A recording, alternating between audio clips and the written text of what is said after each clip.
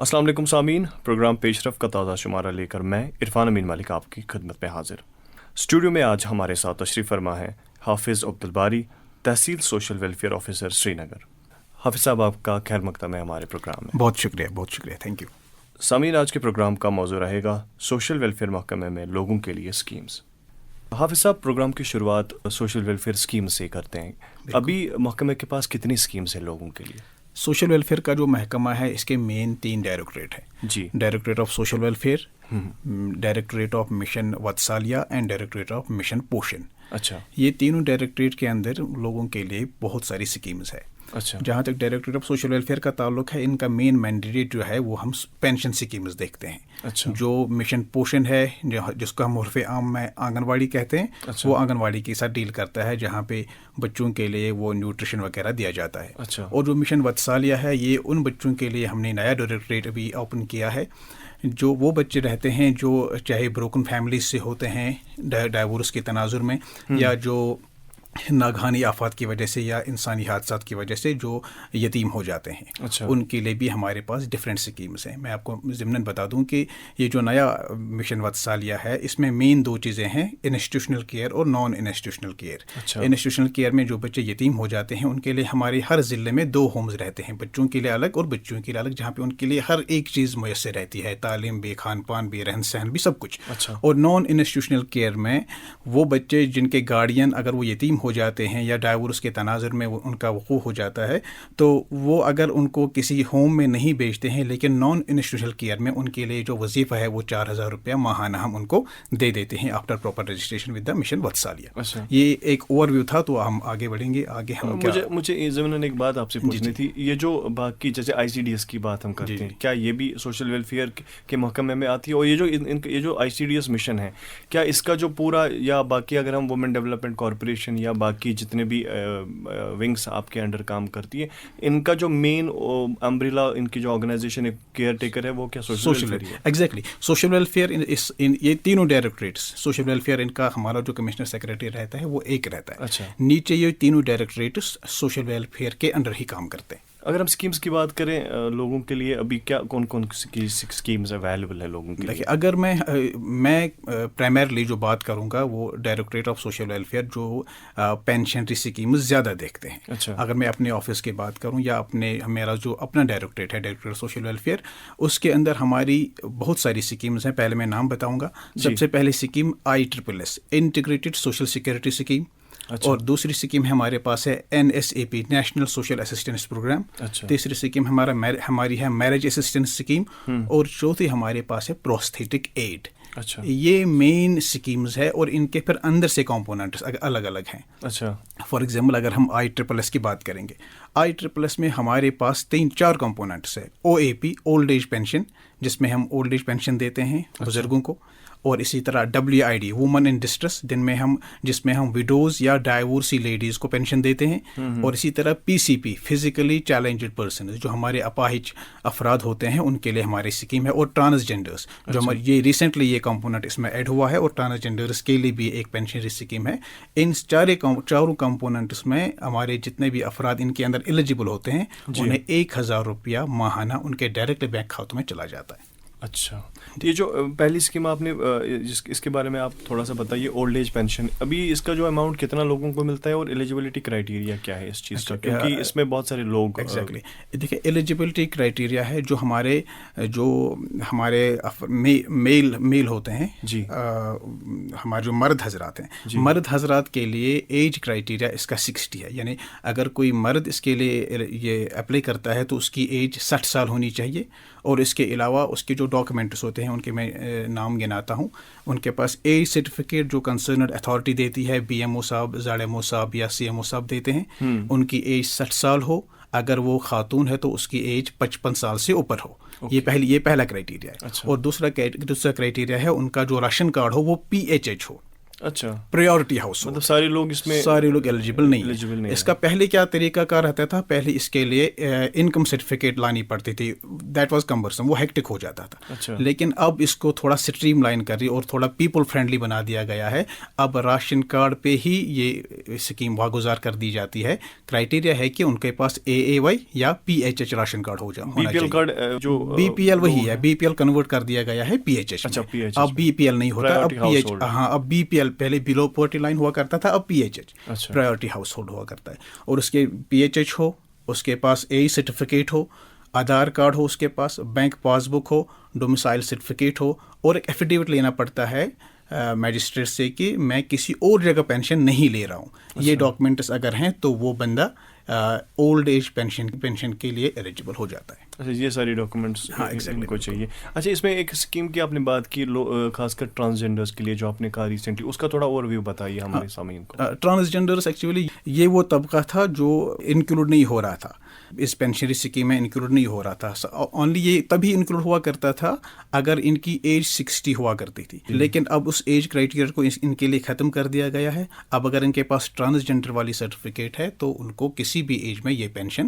مل سکتا ہے. تو ابھی ہمارے پاس سری نگر میں تقریباً 40 کے ایسے کیسز ہیں یہ پینشن وصول کرتے ہیں, اور ان کے لیے بھی ڈاکومنٹیشن وغیرہ پروسیس جو ہے. ان کو کتنا اماؤنٹ ملتا ہے؟ ان کو بھی 1000 ملتا ہے. ابھی اس کا بالکل ہر ایک کیٹیگری کے لیے. یہ جو 1000 روپیہ ان کو ملتا ہے کیا کسی بھی اسکیم میں, یہ 1000 روپیہ کب سے مل رہا ہے انڈر دیز اسکیمس؟ یہ تو ایکچولی یہ اسکیم بہت پرانی ہے, لیکن 2016 میں پہلے 200 پینشن ملا کرتا تھا, پھر 500 کر دیا گیا, 2016 میں اس کو 1000 کر دیا گیا ہے. تب سے 1000 میں کیا نیڈس فلفل ہوتی ہیں ایسی فیملیز کو؟ دیکھیے, ان کی ڈیمانڈ ہے, لوگوں کی جو بینیفیشریز آفس آتے ہیں ان کی ہمیشہ یہ ڈیمانڈ رہتی ہے کہ اس کو بڑھا دیا جائے. اس کو بڑھا دیا جائے, اور ہم نے بھی کنسرنڈ کوارٹرز کو, اپنے ہائر اتھارٹیز کو اس بارے میں آگاہ کر دیا ہے. ہو سکتا ہے کہ اس بارے میں کوئی ریلیف ہو سکتا ہے لوگوں کو مل جائے. یہ جو فزیکلی چیلنجڈ یا اسپیشلی ایبلڈ جن کی ہم بات کریں ان کے لیے بھی کیا 1000 روپیہ ان کے لیے بھی 1000 ماہانہ ملتا ہے؟ بالکل. اور اس میں کیا کرائٹیریا ہے؟ اگر کوئی فزیکلی چیلنجڈ ہے لیکن اس کے پاس آدھار کارڈ یا راشن کارڈ ہے, اگر وہ PHH نہیں ہے تو کیا وہ بھی ایلیجیبل ہے؟ فزیکلی چیلنجڈ کے لیے PHH یا AAY خالی شرط نہیں ہے. اگر وہ NPHH بھی ہے, یعنی وہ نان پرائیورٹی ہاؤس ہولڈ میں بھی ہے, لیکن یہاں سے وہ 40% اگر ان کی ڈسیبلٹی ہے تو وہ اس صورت میں بھی NPHH ہونے کی صورت میں بھی وہ اس پینشن کے حقدار ہیں. اور انکم سرٹیفکیٹ اگر کسی کے پاس نہیں, انکم سرٹیفکیٹ اس میں ضرورت نہیں ہے, کیونکہ راشن کارڈ کے بلبوتے پہ ہی, اور راشن کارڈ اگر ان کے پاس ہے تو اسی کے بنا پہ ان کو یہ پینشن دی جاتی ہے. ٹھیک ہے, اب بات کرتے ہیں نیشنل سوشل اسسٹنس پروگرام کی. یہ national social assistance programme actually اس میں بھی وہی 3 کمپوننٹس ہے, لیکن اس میں ہمیں مرکز کی طرف سے بھی کچھ شیئر ملتا ہے. اولڈ ایج پینشن کے لیے بھی, ویڈو پینشن کے لیے بھی. اس کے 3 کمپوننٹس ہے, اگنوپس, ایگن وپس اینڈ ایگن وپس. Indira Gandhi national old age pension scheme, Indira Gandhi national widow pension scheme and Indira Gandhi national disability pension scheme. اس میں بھی کم و بیش وہی ڈاکومنٹیشن کی ضرورت رہتی ہے. خالی اس میں جو ڈسیبلٹی پینشن ہے وہ ہم خالی ان کو دیتے ہیں جن کی 80% ایلیجیبلٹی ہو. اچھا, اس میں بھی 1000 روپے اس میں بھی ملتا ہے. اور اگر کوئی جو اسکیم ہم نے بات کی سے پہلے انٹیگریٹڈ سوشل سیکورٹی اسکیم, اس میں اگر کوئی اپلائی کرتا ہے, فائدہ حاصل کرتا ہے, بینیفیشری ہے, کیا وہ اس والی نیشنل سوشل اسسٹنس پروگرام میں بھی وہ ایک ہی جگہ لے سکتا ہے؟ اسی لیے ہم وہ ایفیڈیوٹ لیتے ہیں فرسٹ کلاس میجسٹریٹ کی کہ میں کسی اور جگہ جب وہ اپلائی کرتا ہے, فار ایگزامپل اگر کوئی بندہ IEEE میں اپلائی کرے گا یا اگنوپس میں بھی, NSAP میں بھی وہ اپلائی کرتا ہے, تو ہم ایفیڈیوٹ ایک لے لیتے ہیں ان سے کہ وہ اس سے پہلے کسی اور اسکیم میں پینشن یا فائدہ نہیں لے رہا. ایک اور اسکیم کی آپ نے بات کی پروگرام کی شروعات میں, میرج اسسٹنس اسکیم. بالکل, تھوڑا سا اس کے بارے میں. اور میرج اسسٹنس اسکیم, یہ میرج اسسٹنس اسکیم ہم ان جو PHH کیٹیگری کے ہماری جو فیملیز ہیں, جو ان کے اندر ہماری بہنیں ہیں, یہ ان کے لیے ان کی شادی کے لیے گورنمنٹ نے اسکیم متعارف کرائی تھی. 50,000 روپये ان کو ملتے ہیں شادی کے لیے, اور اس میں بھی جو ڈاکومنٹیشن ہے وہ کم و بیش وہی ہے. خالی ان میں ہمیں چاہیے ہوتا ہے کہ نکاح نامہ, سات نامہ وغیرہ, یہ ساری چیزیں, راشن کارڈ PHH ہو ان کا, آدھار کارڈ ہو ان کے پاس, بینک پاس بک ان کے پاس ہو, اور ہم پھر اپنی جو ہمارے سوشل ورکرز ہوتے ہیں ان کے ذریعے ویریفائی کرتے ہیں کہ شادی کب ہو رہی ہے, جو ڈاکومنٹیشن سبمٹ کرتے ہیں. پھر ایک کیس پروسیس ہوتا ہے تحصیل لیول سے جا کے, پھر ڈسٹرکٹ لیول جا کے پھر ڈائریکٹر فائنانس کو جاتا ہے, اور جو کیسز جینون ہوتے ہیں انہیں 50,000 روپے کا اس میں फ़ायدہ दिया जाता है। अच्छा, 50,000 रुपये। और रिपोर्ट्स के मुताबिक बहुत सारों की एप्लीकेशन रिजेक्ट की जाती है, तो उसमें क्या प्रॉब्लम्स होती है? ये मैं इसलिए पूछ रहा हूँ कि जो सुनने वाले सामीन हैं उनको ये इन्फॉर्मेशन मिल सकती है कि असल में करना क्या है, ताकि उनकी एप्लीकेशन रिजेक्ट ना हो। देखिए, इसमें एक इम्पॉर्टेंट क्राइटेरिया है 30 डेज़ का गैप होना चाहिए अप्लाई करने में और शादी होने में। अच्छा, यानी अगर हमारी किसी बहन की शादी महीने की 30 तारीख को हो रही है, अच्छा, तो उसको इस महीने की 1 तारीख से पहले अप्लाई कर लेना चाहिए जी, क्योंकि ये 30 डेज़ का गैप जो है, इसमें हम अपने वेरिफिकेशन करनी पड़ती है, केस को प्रोसेस करना पड़ता है थ्रू डिफरेंट स्टेजेस, और उसके बाद ये डायरेक्टर फाइनेंस को जाता है वो पेमेंट के लिए। अब क्या मसला होता है, ये इस टाइम गैप का कभी वो ना पाबंदी नहीं करते हैं, तो उस वजह से फिर ये केस रिजेक्ट हो जाता है। मोस्ट ऑफ द केसेस में ये होता है कि वो 30 दिन पहले, वो ये 30 दिन का जो ये गैप है वो इसको मेंटेन नहीं कर पाते हैं। वो कभी एक्सेलेंट रहते हैं कि नहीं कल भरेंगे, आज भरेंगे, उसकी वजह से जो ये टाइम गैप है ये रिड्यूस हो जाता है, फिर सिस्टम उस फॉर्म को एक्सेप्ट ही नहीं कर पाता है, फिर वो रिजेक्ट हो जाता है। या दूसरा जो रीज़न होता है रिजेक्ट होने की, अगर वो NPHH फैमिली से बिलोंग करता हो, अच्छा, ये भी एक रीज़न रहता है कि कुछ फॉर्म रिजेक्ट हो जाते हैं। अच्छा, वो भी अप्लाई करते हैं कभी कभी। अच्छा, एक और स्कीम की बात हम यहाँ करेंगे। बहुत सारे स्टूडेंट्स अप्लाई करते थे PMSSY, prime minister scholarship scheme. बिल्कुल। अभी उसका क्या स्टेटस है? क्या बच्चों को वो स्कॉलरशिप स्कीम्स वो अवेल कर पा रहे हैं? अभी पिछले 2 साल से उसका नोटिफिकेशन अभी तक नहीं आया है। अच्छा, हम उम्मीद करते हैं कि शायद उसकी नोटिफिकेशन जल्दी इजरा हो जाए, और अभी हम वो डील नहीं करते हैं क्योंकि अभी वो एजुकेशन डिपार्टमेंट देखता है, तो उसके साथ हमारा उसमें ज़्यादा रोल नहीं है अभी। जहाँ तक वुमेन एम्पावरमेंट की बात है, एक तरीके से आप सोशल वेलफेयर रिलेटेड बहुत सारी स्कीम्स जिनकी आपने अभी बात की, लोगों को 1,000 रुपये का पेंशन मिलता है, माहाना एक असिस्टेंस मिलती है, असिस्टेंस की सूरत में उनको 1,000 रुपये मिलता है। साथ ही अगर बात करें, बहुत सारी औरतें वो चाहती हैं अपना लाइवलीहुड क्रिएट करें, अपना रोज़गार क्रिएट करें, उस रिगार्डिंग क्या उनको कोई असिस्टेंस आपकी डिपार्टमेंट के थ्रू मिलती है? सोशल वेलफेयर के अंडर ही एक और शाख अंदर है जिसको हम बोलते हैं वुमेन डेवलपमेंट कॉर्पोरेशन। अच्छा, ये एक ऐसा ऑफिस है जहाँ से हमारी ख़वातीन को बाइख्तियार बनाने के लिए, उनको रोज़गार जनरेट करने के लिए उन्हें लोन दिया जाता है जी, बहुत ही कम शरही सूद पे उनको लोन दिया जाता है। फॉर एग्जांपल 3 लाख रुपए का लोन वहाँ पे कोई भी औरत हासिल कर सकती है, और बिल्कुल ही कम शरही सूद पे 3% के आसपास उसका शरही सूद है। लेटेस्ट अपडेट मुझे नहीं पता कितना है, लेकिन बहुत ही कम है, और उसकी जो टर्म्स एंड कंडीशंस है वो बहुत ही वुमन फ्रेंडली है। तो वो लोन हासिल करके हमारी ख़वातीन, हमारी माएँ बहनें अपने लिए रोज़गार या अपने लिए इकोनॉमिक इंडिपेंडेंस का ख्वाब पूरा कर सकती हैं। और इसके अलावा एक चीज़ और है, यही वुमेन डेवलपमेंट कॉर्पोरेशन के अंदर ही एजुकेशन लोन देते हैं। अच्छा, एजुकेशन लोन फॉरेन में पढ़ने के लिए भी, और यहाँ विद इन द कंट्री पढ़ने के लिए भी एजुकेशन लोन मिलता है। फॉर एग्जांपल अगर कोई हमारी बहन MBBS ख्वाब रखती है जी, 30 लाख रुपए तक का लोन उनको सैंक्शन हो जाता है, और जो पीरियड पढ़ाई का है, यानी 5 साल जो पीरियड पढ़ाई का है, उसमें ना इसको रिपेमेंट करनी है और ना ही कोई सूद देना है जी। 5 साल के बाद जब वो अपना कोर्स कंप्लीट करेगी, उसके बाद इसको ये रिपे करना है, और 3% का इस पर इंटरेस्ट रहता है। अच्छा, 3% का। बिल्कुल। बहुत सारी औरतें जो मेंटल हेल्थ इश्यूज से गुजरती है या डोमेस्टिक वायलेंस फेस करती है, उसके लिए क्या डोमेन है? क्या women development corporation? Women development corporation नहीं, उसके लिए हमारा एक नया और एक ऑफिस अभी रिसेंटली चंद साल पहले शुरू हुआ है, जिसको हम वन स्टॉप सेंटर बोलते हैं। अच्छा, वन स्टॉप सेंटर अभी हर ज़िले में हमारा फंक्शनल है, डिपार्टमेंट का हर ज़िले में फंक्शनल है, और वन स्टॉप सेंटर में तमाम उन औरतों की, उन ख़वातीन की हैंड होल्डिंग मदद की जाती है जो खुदा नखास्ता इसी जो आपने कहा कि डोमेस्टिक वायलेंस वगैरह के शिकार हों, तो उनको वहाँ पे लीगल हेल्प भी मिल जाती है, काउंसलिंग भी मिल जाती है, और इवन शेल्टर भी मिल जाता है, टाइम बिंग शेल्टर भी उनको दिया जाता है अगर ऐसी कहीं पे कोई ज़रूरत पेश आती है।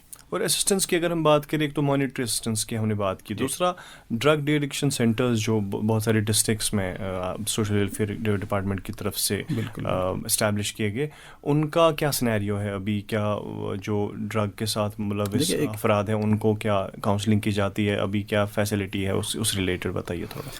ड्रग डिमांड रिडक्शन पे या इस ड्रग्स के अगेंस्ट जो हमने एक मुहिम छेड़ दी है, इस मुहिम में सोशल वेलफेयर बहुत आगे है, और हमने पिछले चंद सालों में बहुत सा काम किया है। अच्छा। जहां हम अवेयरनेस कैंप करते हैं, स्कूल्स के अंदर, हायर सेकेंडरीज के अंदर, महलात में जाते हैं, ट्रेनिंग प्रोग्राम्स करते हैं आंगनवाड़ी हेल्पर्स की, आशा वर्कर्स की, जो हमारे फ्रंट लाइनर्स होते हैं, फ्रंट लाइन लीडर्स जो होते हैं, जो ग्रास रूट लेवल पे काम करते हैं, उनकी ट्रेनिंग, इस पे हमने बहुत सारा काम किया है। और जो ड्रग डी एडिक्शन सेंटर्स की आपने बात की, सोशल वेलफेयर बहुत सारी जगहों पे, जैसे कि त्राल में भी हमारा एक ड्रग डी एडिक्शन सेंटर है, यहाँ पे भी हम इनके साथ कोलैबोरेट करके, हेल्थ डिपार्टमेंट के साथ कोलैबोरेट करके, इमहान के साथ कोलैबोरेट करके बहुत सारे प्रोग्राम्स हमने किए हैं। और हम उनको यही काउंसलिंग हमारे पास रहती है, ट्रेनिंग वगैरह रहती है, ये हम उस बारे में करते हैं ये काम। बहुत सारी औरतें, खासकर ट्राइबल्स, क्योंकि हम असिस्टेंस की बात कर रहे हैं, वेलफेयर की बात कर रहे हैं, इसलिए मेरे जहन में यह सवाल आया कि बहुत सारी ट्राइबल वुमेन या रूरल वुमेन, उनकी उतनी अवेयरनेस नहीं होती है, खासकर मेंस्ट्रुअल हाइजीन अगर हम बात करें। बहुत सारी NGOs सैनिटरी नैपकिन्स डिस्ट्रीब्यूट करते हैं, उनको अवेयर करते हैं कि बहुत सारे मतलब हाइजीन कैसे मेंटेन करना है। सोशल वेलफेयर का क्या डोमेन है अवेयरनेस के रिगार्डिंग या असिस्टेंस के रिगार्डिंग उन औरतों के लिए? हमारा जो डायरेक्टरेट है, मैंने पहले ही कहा कि हमारा इसका एक सेपरेट डायरेक्टरेट है, ICDS, जो इस बारे में भी शायद कोई काम करता होगा, मतलब I am not fully aware कि क्या उनका कोई उस बारे में मैंडेट है या ये हेल्थ डिपार्टमेंट ही करता है। हम तो अपने डायरेक्टरेट के हिसाब से कहेंगे, हमारा जो मैंडेट है वो मैंने आपके साथ शेयर किया, स्कीम्स वगैरह, पेंशन स्कीम्स के बारे में। बाकी जो ये सवाल आपने पूछा कि हेल्थ हाइजीन वगैरह के रिलेटेड, इसके रिलेटेड NGOs भी काम करती हैं, बाकी डिपार्टमेंट्स, और जो हमारे 2 और डायरेक्टरेट्स हैं, मे भी शायद, I am not sure, but ICDS में भी शायद इस बारे में कोई ना कोई अवेयरनेस करता होगा, क्योंकि उनके पास प्रेग्नेंट लेडीज और लैक्टिंग मदर्स के लिए भी स्कीम है। अच्छा, तो मे भी शायद they may be touching this aspect. Filtering process की अगर बात करें, जैसे आपने कहा कि एप्लीकेशंस आपके डिपार्टमेंट के पास आती है, बहुत सारी एप्लीकेशंस रिजेक्ट होती है। बिल्कुल। बहुत सारे सालों से हम देखते आ रहे हैं कि फेक इनकम सर्टिफिकेट्स डिपार्टमेंट के पास आती है, या इनकम सर्टिफिकेट प्रोवाइड की जाती है, हालांकि उनकी जो इनकम वो बहुत ज़्यादा होती है, वो इनकम में वो अपनी इनकम वो बहुत कम दिखाते हैं, जिसकी वजह से वो बेनिफिशरीज बन जाते हैं। Exactly. और बहुत सारे ऐसे भी लोग होते हैं कि जिनकी डेथ होती है, लेकिन वो फिर पेंशन स्कीम के अंडर बेनिफिशरी कंटिन्यूसली रह जाते हैं। तो इस बारे में जो फिल्टरिंग प्रोसेस है, डिपार्टमेंट कैसे स्ट्रीमलाइन करता है और कब रिव्यू करता है ऐसे केसेस को? सोशल वेलफेयर एक इम्पॉर्टेंट डॉक्यूमेंट पे पेंशन वागुजार करता है, that is PHH ration card, अच्छा, या AAY राशन कार्ड जी। तो इसकी जो फिल्टरिंग है, यानी जो आपके कहने का गर्ज है कि बहुत सारे जो राशन कार्ड होल्डर्स थे, जो कि जिनके पास PHH था, असल में वो NPHH होने चाहिए थे, ये सारा मैंडेट CAPD डिपार्टमेंट का है, और उन्होंने, मुझे लगता है, बहुत हद तक इसको ठीक कर दिया है। अभी फिल्टरिंग प्रोसेस ये एक ऑनगोइंग प्रोसेस है, चलता होगा उनके यहाँ, लेकिन अभी मैं एक विद सर्टेनिटी एंड श्योर ये आप कह सकता हूँ कि इसमें बहुत सारा फिल्ट्रेशन हो चुका है। अच्छा, बहुत सारा मतलब माइलस्टोन उन्होंने इसमें अचीव कर दिए हैं। आप एग्री कर रहे हैं कि जैसे यहाँ पे एक माइंडसेट है लोगों में, ये एक अवेयरनेस के तौर पर हम अपने सामीन को इन्फॉर्म कर रहे हैं, बिल्कुल, कि जो गवर्नमेंट एम्प्लॉय है उसके लिए स्कीम नहीं है, जो गवर्नमेंट एम्प्लॉय है उसके लिए स्कीम नहीं है, और जो गवर्नमेंट एम्प्लॉय नहीं है उसके लिए स्कीम है। अगर उसके पास कितना भी लैंड हो, कितनी भी प्रॉपर्टी हो, या कितना भी बड़ा बिजनेसमैन हो, ये एक क्राइटेरिया है। इसमें थोड़ी रिडक्शन हो गई है, बट स्टिल अभी बैरियर्स हैं और प्रॉब्लम्स हैं।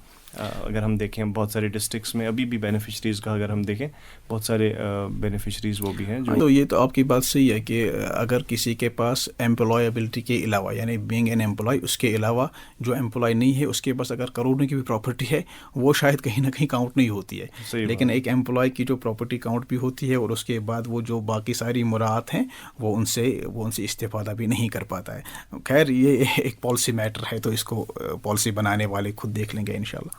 और अगर हम बात करें ऑनलाइन या इंटरनेट की, अभी एप्लीकेशंस क्या ऑनलाइन ही सबमिट होती है? हाँ बिल्कुल, अभी एप्लीकेशन बिल्कुल ये सारा ऑनलाइन मोड में चला गया है। अच्छा। जनसुगम पे हमारा पोर्टल है, जहाँ पे एप्लीकेंट ये सारे डॉक्यूमेंट्स जो मैंने भी आपको बताए, कोई भी स्कीम लेनी हो, चाहे मैरिज असिस्टेंस लेना हो, चाहे पेंशन लेना हो ओल्ड एज के अंदर, WID के अंदर, PCP के अंदर, ये सारा ऑनलाइन प्रोसेस है। वो फॉर्म सबमिट करते हैं, वहाँ पे उनको एक रिसिप्ट मिल जाता है, और एक टाइम बाउंड मैनर में उनका केस सैंक्शन हो जाता है। इससे जो प्रोसेस है ये बहुत सिंपलीफाई भी हुआ, और बहुत हद तक ये काम स्ट्रीमलाइन भी हुआ है, और इसमें जो थर्ड पार्टी इंटरवेंशन होते थे कभी कभार, वो बहुत ज़्यादा कम हो गए। क्या आधार और पैन कार्ड जो है अभी एक मैंडेटरी डॉक्यूमेंट बना है लोगों के लिए, क्या उसके पेंशन पैन मैंडेटरी नहीं है, आधार मैंडेटरी है। अच्छा, आधार के थ्रू क्या आप ये भी देख पाते हैं कि स्कीम्स रिलेटेड इसका स्टेटस क्या है, इनकम स्टेटस क्या है, क्या आप देख पाते हैं? نہیں، آدھار ہمارے لیے یہ ضروری ہے کہ کیونکہ آدھار نمبر ایک ہی ہے. اگر فار ایگزامپل کسی بینیفیشری کے پاس یا کسی ایپلیکینٹ کے پاس 2 اکاؤنٹ نمبرز ہوتے ہیں تو ہم آدھار کے ذریعے ٹریک کر پاتے ہیں کہ اس کے پاس کتنے اکاؤنٹ نمبرز، اور وہ ہمارے لیے فلٹرنگ پروسیس کے لیے یا ویڈ آؤٹ کے لیے ہمارے لیے وہ بڑا کارآمد ثابت ہوتا. اگر کوئی بینیفیشری ایک اسکیم اویل کرتا ہے وہ دوسری اسکیم اویل نہیں کر سکتے جیسے آپ نے بولا، اگر اب آپ نے کسی کو کوئی بینیفیشری ایسا بھی ہے جس کی انکم اچھی ہے یا جو ڈیزرو نہیں کرتا ہے، اگر وہ آپ نے انویسٹیگیشن کے دوران آپ نے پکڑ لیا کہ اس نے 6 سالوں سے 5 سالوں سے 1 سال سے اسسٹنس کا جو اماؤنٹ ہے یہ حاصل کر لیا ہے، اس کے پاس انکم بھی اچھی ہے لیکن یہ پھر بھی ایک بینیفیشری کے طور پر یہ پیسہ لے رہا تھا ڈپارٹمنٹ کے تھرو، کیا کوئی پینلٹی یا کوئی ایکشن ڈپارٹمنٹ اگر وہ ایلیجبل نہیں تھا، اگر وہ اس پینشن کا یا اس مراد کا اگر وہ حقدار نہیں تھا اور اس کے بعد بھی اس نے لیا ہے، فار ایگزامپل اگر وہ NPHH تھا لیکن اس نے PHH کا فائدہ لیا ہے تو اس کی باضابطہ ریکوری بھی ہوتی ہے. اس کے بعد اگر اس نے پیسہ لیا بھی ہوگا تو اس کے اکاؤنٹ سے ہم پیسے ریکور بھی کرتے ہیں. ایسے کئی سارے کیسز ہوئے بھی ہیں کہ جہاں انہوں نے بینیفٹ لیا تھا لیکن وہ ایلیجبل نہیں تھے تو ان سے بعد میں وہ پیسہ ریکور کر دیا گیا.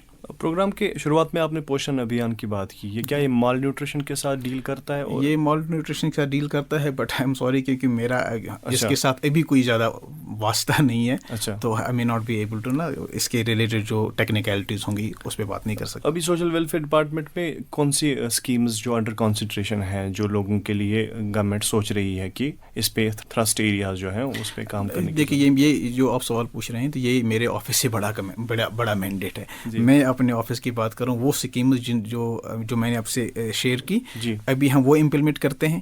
آگے کیا اسکیمز بنے گی کیونکہ یہ ہماری جو اسٹیٹ اب ہے یہ ویلفیئر کی طرف بڑھ رہی ہے اور ویلفیئر میجرز اس میں دن بدن ہم زیادہ دیکھ رہے ہیں. پیپل فرینڈلی گورننس ہے، پیپل فرینڈلی گورنمنٹ وغیرہ بھی ہے. تو اس میں امید کرتے ہیں کہ جتنے بھی جو ہمارے پسماندہ طبقات ہیں، انڈر پریولیجڈ سیکشنز جتنے بھی ہیں، ان کے لیے ہو سکتا ہے اور بھی سوچا جائے، سوچنے کا ڈومین بھی ہے، موقع بھی ہے. تو ہو سکتا ہے انشاءاللہ ان کے لیے اور بھی مراعات لے کے گورنمنٹ آئے گی انشاءاللہ. ایک اور چیز میں آپ سے پوچھنا چاہتا تھا کہ جو ایئرلی انکم ہے وہ کتنی ہونی چاہیے اگر ہم رفلی انڈرسٹینڈ کریں؟ ایک بینیفیشری اپنے آپ کو خود سوچے کہ وہ ایلیجبل ہے کسی بھی اسکیم کے لیے. اٹ از رفلی اراؤنڈ 78,000 پورے سال کا فرام آل دا سیکٹرز یا فرام آل دا سیکٹرز. اور یہ اسی کی بنیاد پہ اس کو راشن کارڈ مل جاتا ہے PHH اور NPHH. اچھا، اسی کی بنیاد پہ.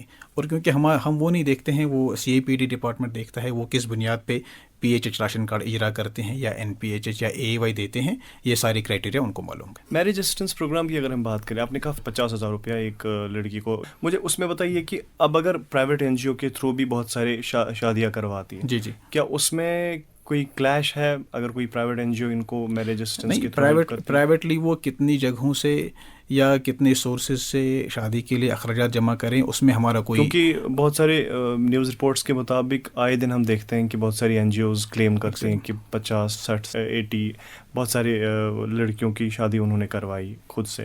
تو ایسی صورت میں کیا وہ ایک جگہ پہ ایک بینیفیشری کیا دو جگہوں پہ بینیفٹس حاصل کر سکتی؟ وہ پرائیویٹ ڈومین میں کرتے ہیں. گورنمنٹ سیکٹر سے اینڈ گورنمنٹ ایکسچیکر سے وہ ایک ہی جگہ پیسے لے سکتے ہیں اینڈ ون ٹائم لے سکتے ہیں. اچھا، بالکل.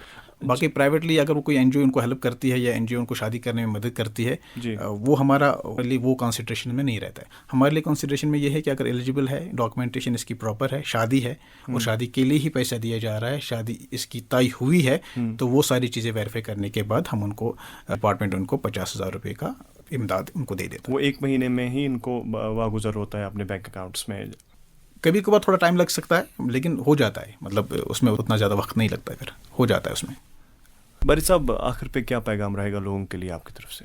لوگوں کے لیے میری طرف سے لوگوں کے لیے پیغام یہ ہے کہ سوشل ویلفیئر کے انڈر جتنی ساری اسکیمز ہیں ان سے لابھ اٹھائیں، ان کا فائدہ اٹھائیں.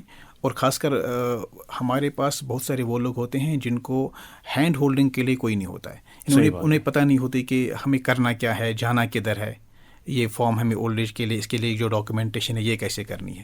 بینگ ہیومن ہمیں یہ خیال رکھنا چاہیے کہ کل کو ہمیں بھی اس ایج میں پہنچنا ہے. صحیح بات. ہم بھی کل اس دور سے گزرنے والے ہیں. آج ہمارے پاس جوانی ہے تو کل بزرگی ہم پہ بھی چھا جائے گی. صحیح بات. یہ تو بات آنے والی ہے. اچھا، میں بات کر رہا تھا کہ وہ نا ہمارے جو دور دراز کے لوگ ہیں ان کو بچوں کو بڑا مشکل رہتا ہے کہ ان کو پتہ نہیں رہتی کہ اے سرٹیفکیٹ کہاں سے بنانا ہے.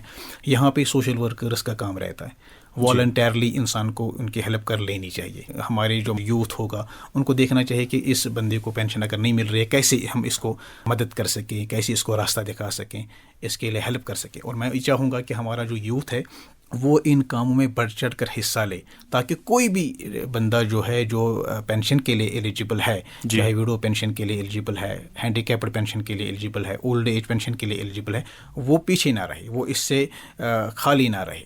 ان کی جتنی بھی مدد ہو سکے والنٹیرلی، وہ نہ خلوص اور اخلاص کے ساتھ ان کی وہ مدد کر دینی چاہیے.